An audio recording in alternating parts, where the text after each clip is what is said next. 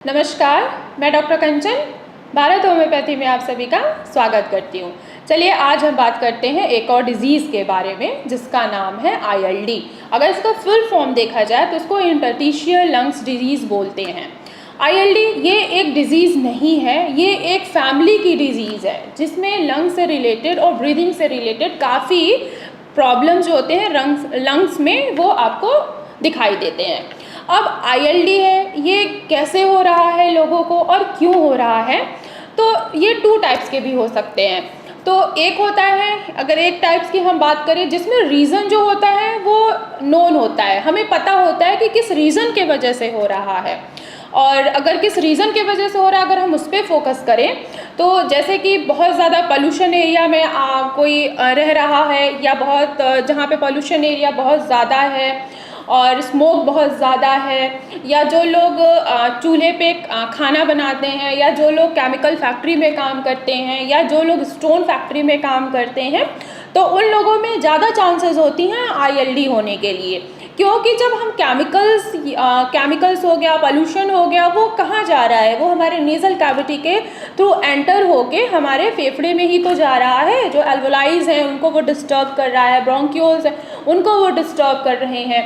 तो उसके वजह से जैसे जैसे ये धुआं हो गया, स्मोक हो गया, केमिकल्स हो गए, जैसे जैसे एल्वोलाइज के ऊपर डिपॉजिट होते जाते हैं, हमारे जो दोनों साइड के लंग्स होते हैं वो धीरे धीरे ख़त्म होना स्टार्ट हो जाते हैं। ये होता है रीज़न। अगर आपको रीज़न क्या है, क्यों रिस्पॉन्सिबल है आखिर ILD।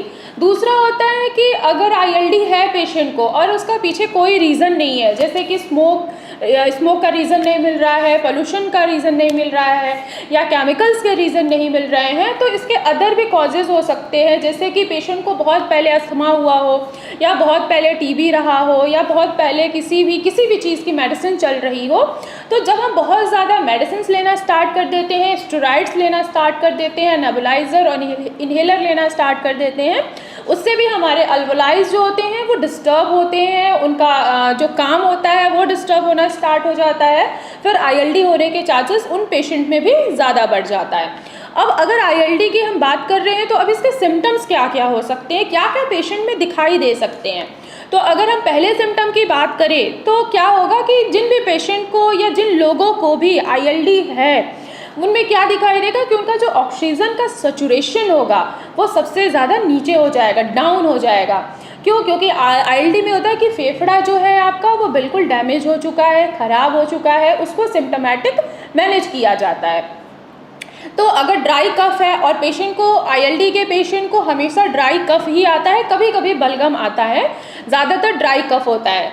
खांसी जो होगी वो पेशेंट को कंटिन्यूस खांसी आएगी, खांसते खांसते पेशेंट का सांस फूलना स्टार्ट हो जाता है और ऑक्सीजन सैचुरेशन बिल्कुल डाउन चला जाता है, और सांस पेशेंट जो है वो खींच के लेता है। अगर किसी पेशेंट को ILD है तो अब इसको कैसे डायग्नोस किया जाता है, तो आपको कैसे डायग्नोस आप लोग खुद कर सकते हैं कैसे जाके। तो सबसे पहले आपको क्या कराना होगा कि आपको CBC कराना होता है। CBC में भी पता लग जाएगा कि क्या आपके बॉडी के अंदर कोई एलर्जी के लेवल्स तो नहीं कम है, जैसे स्नोफीलिया है। अगर पेशेंट को स्नोफीलिया बार बार उसका बढ़ रहा है तो उससे भी उसके लंग्स के ऊपर इफेक्ट पड़ना स्टार्ट हो जाता है। तो CBC से भी पता लग जाता है। अगर CBC से भी पता नहीं लग रहा है तो देन एक्सरे कराना होता है। कभी कभी एक्सरे में कुछ चीज़ें डिटेक्ट नहीं होती हैं तो उसके लिए थोड़ा और भी इन्वेस्टिगेशन कराना होता है। तो अगर एक और इन्वेस्टिगेशन की बात करें तो उसको बोलते हैं HRCT स्कैन, जो होता है वो चेस्ट का होता है। उसमें साफ साफ आपको पता लग जाएगा कि पेशेंट को ILD है या नहीं है। तो डायग्नोस हम इस तरह किया जा सकता है।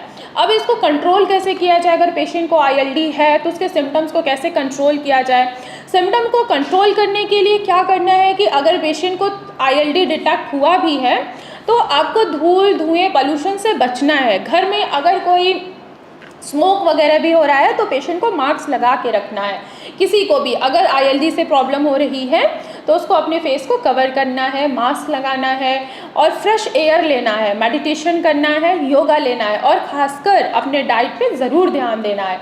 अगर आप अनहेल्दी डाइट ले रहे हैं उससे भी ILD जो होगा वो आपका ट्रिगर होना स्टार्ट हो जाएगा और आपकी प्रॉब्लम जो है वो इंक्रीज़ होनी स्टार्ट हो जाएगी।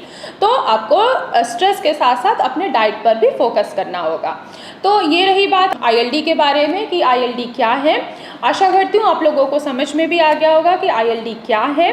कोई भी पेशेंट किसी भी डिजीज़ से सफ़र कर रहा है तो मैं उसका भारत होम्योपैथी में स्वागत करती हूँ। भारत होम्योपैथी में डॉक्टर्स की टीम है, आप उनसे ऑनलाइन कंसल्ट कर सकते हैं। अगर आपको लगता है कि आप मुझसे OPD में मिलना चाहते हैं तो आप OPD में भी विज़िट कर सकते हैं।